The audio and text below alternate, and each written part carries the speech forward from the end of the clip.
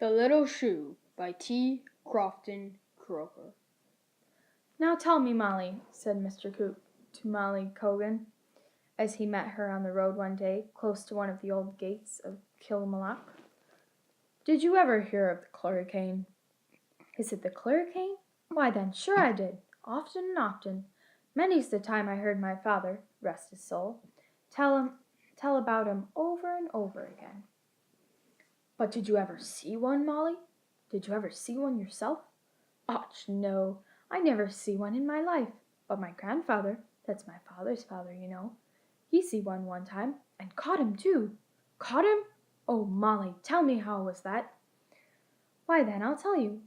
My grandfather, you see, was out there above in the bog drawing home turf, and the poor old mare was tired after her day's work, and the old man went out to the stable to look after her, and to see if she was eating her hay. And when he came to the stable door there, my dear, he heard something, hammering, hammering, hammering, just for all the world like a shoemaker making a shoe, and whistling all the time the prettiest tune he had ever heard in his whole life before. Well, my grandfather, he thought it was the Cluricane, and he said to himself, says he, 'I'll catch you if I can, and then I'll have money enough always.' So he opened the door very quietly, and didn't make a bit of noise in the world that ever was heard. And he looked all about, but never a bit of the little man he could see anywhere. But he heard him hammering and whistling, and so he looked and looked, till at last he see the little fellow. And where was he, do you think? But in the girth under the mare. And there he was with his little bit of an apron on him, and his hammer in his hand, and a little red nightcap on his head, and he was making a shoe, and he was so busy with his work, and he was hammering and whistling so loud, that he never minded my grandfather, till he caught him fast in his hand. 'Faith, I have you now,' says he, 'and I'll never let you go till I get your purse, that's what I won't. So give it here to me at once, now.'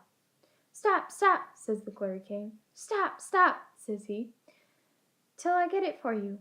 So my grandfather, like a fool, you see, opened his hand a little, and the little fellow jumped away laughing, and he never saw him any more, and never a bit of the purse did he get, only the Cluricane left his little shoe that he was making, and my grandfather was mad enough angry with himself for letting him go.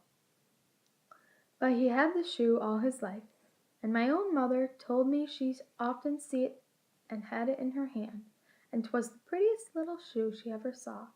"And did you see it yourself, Molly?" "Oh, no, my dear, it was lost long afore I was born, but my mother told me often about it often and often enough."